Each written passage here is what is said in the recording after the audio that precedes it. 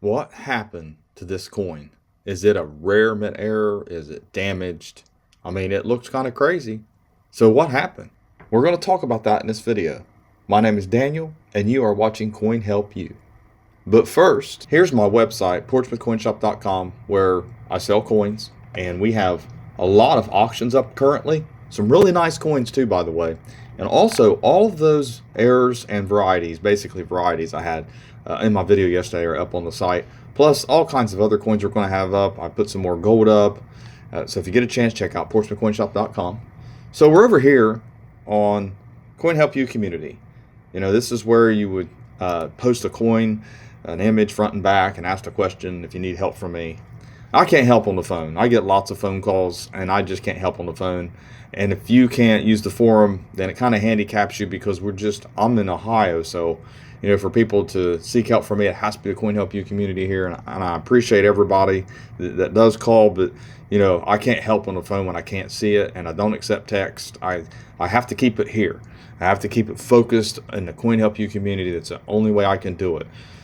So we've got this coin posted on the CoinHelpu community here. And what we want to do, make sure the back is fairly normal. There is a little rim ding here. You can see that. We'll take a look at the back. So when you see a coin like this, you think, how in the world could this have an obverse that looks like this?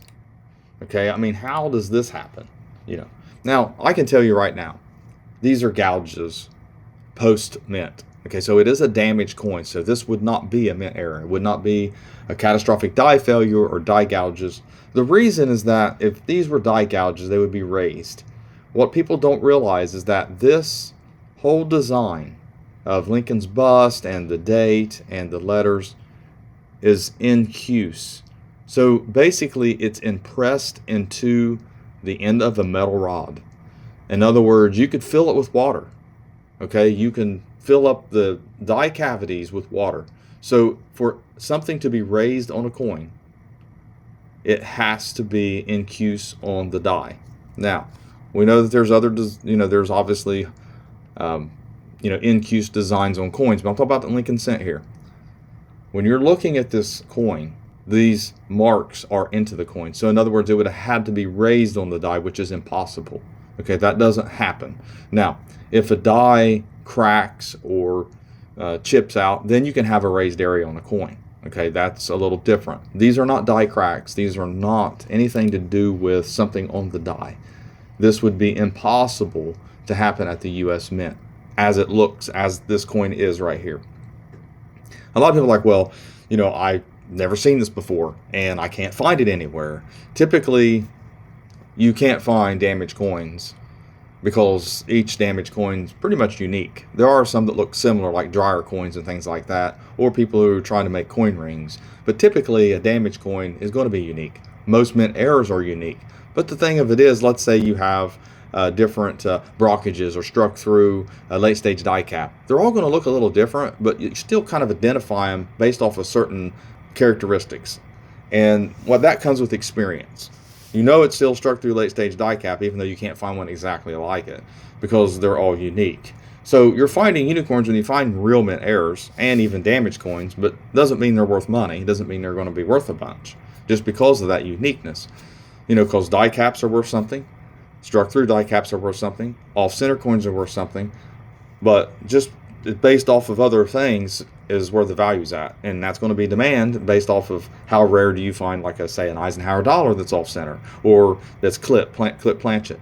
Those things like that are going to be more rare because they're larger and typically pulled from circulation, or it's just more rare to get out of the mint whenever they're like that because they're a larger coin. So typically cents are probably more common with mint errors than any other coin. So you have to think of those things. All of those go into the factor of a coin being worth money. So we have this coin here, and we know that it's damaged, and probably someone could have done this. It could have been stuck in a gumball machine, and it kept getting another coin was put in there, and it kept getting gouged and scraped all around. There's a lot of things that could have happened. You don't always know how a coin was damaged. That's another thing. Just because you can't figure it out don't mean it's not damaged. And sometimes you will never know exactly the history of a coin and to know exactly what happened to it, because multiple things could have happened to it. And that's what this coin is. It actually looks kind of neat, honestly. I mean, I know what it is, but when you start looking at how this was damaged, I mean, it's hard to figure out. But sometimes when you're on a forum and someone tells you it's damaged and you're like, well, how did it get damaged? And they're like, oh, you're questioning me. I understand that happens sometimes, but you have to understand, sometimes people just don't know how it happened. They can't really tell you, and they don't have time to keep going on and on about a coin that they know is just damaged. To them, it's nothing. They don't want to talk about it. Here I am doing a whole video about it, probably a 6-7 minute video about a coin that's damaged. The reason is because I'm doing it for you, the viewer, the people who watch this, so that you understand what happens in forums sometimes. People just don't want to spend the time to talk about damaged coins. There's some people that will, but unfortunately, when you can't figure it out and don't know the history, didn't watch it happen to the coin, you can't really say for sure. You can just guess. A lot of people don't like to guess. They want to give the facts, they want to be short and quick, and they want to move on to the next coin to help the next person. And that's typically how it is in our forum. Then sometimes we'll lock topics because it's solved, it's damaged, it's solved. We want to move on to the next one because we've got 20 or 30 other posts to check out and look at.